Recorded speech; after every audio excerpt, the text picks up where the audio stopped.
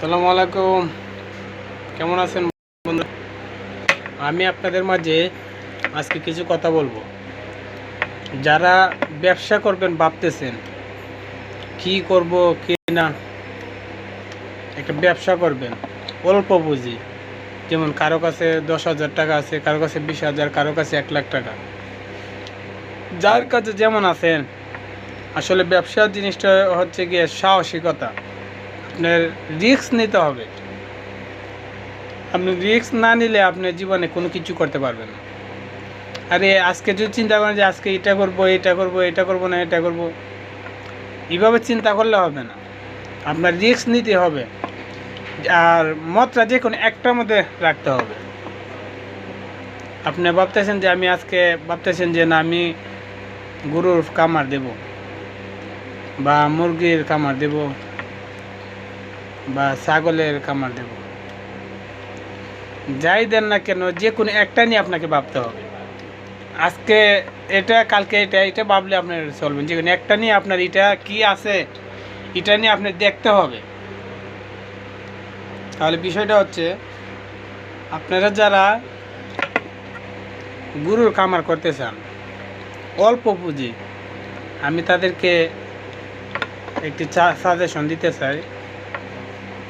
আপনারা প্রথমে 2টা বকনা বাছুর কিনবেন। যাদের অল্প পুঁজি, মনে করেন যে আপনার কাছে 50,000 টাকা আছে, আপনি কি করবেন এটাই চিন্তা করতেছেন, আপনি 2টা বকনা বাছুর কিনেন।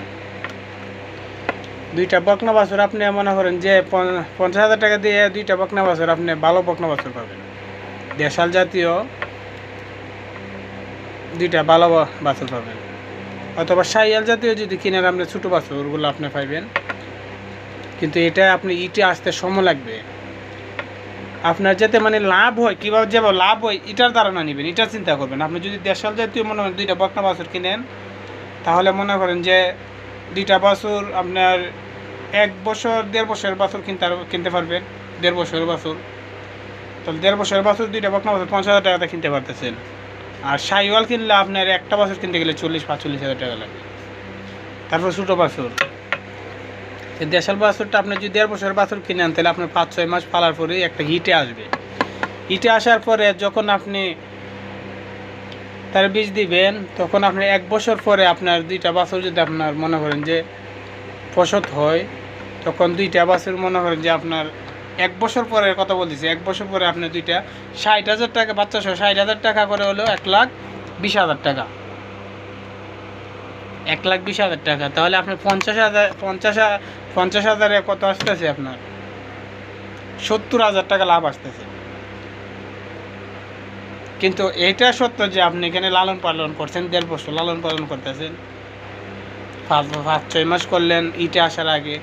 ইটে আসার পরে 1 বছর পর্যন্ত 10 মাস বাছুর ফসল হইল, গর্ভবতী ছিল, 1.5 বছর। 1.5 বছর 2টা বাছুর পালতে আপনি এর ফাঁকে আপনি অন্যান্য সব কাজ করতে পারতেছেন। সারাদিন কাজ করতে হবে না আপনার 2টা বাছুর পালতে।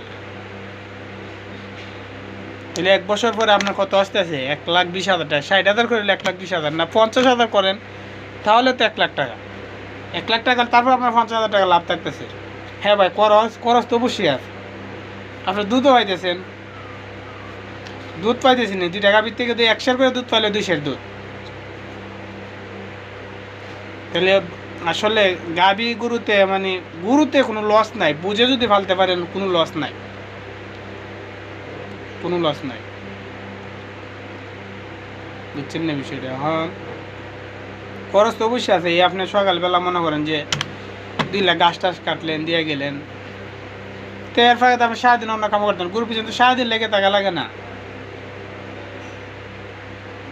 আর যদি যারা বড় পর্যায়ে করতে চান, তারা বড় পর্যায়ে করতে পারেন। যদি না আমি এটা দিয়ে সব কিছু করবো, এটাই আমার বিষয়, তাহলে আপনারা গাভী গরুর পালন করেন, দুধের গাভী। দুধের গাভী পালন করলে হবে কি, আপনি মনে করেন যে দুধ বিক্রি করে আপনি সংসার চালাতে পারতেছেন।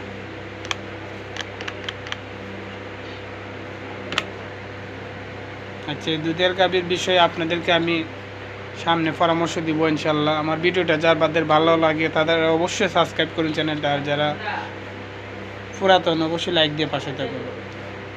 ভালো থাকবেন। আসসালামু আলাইকুম।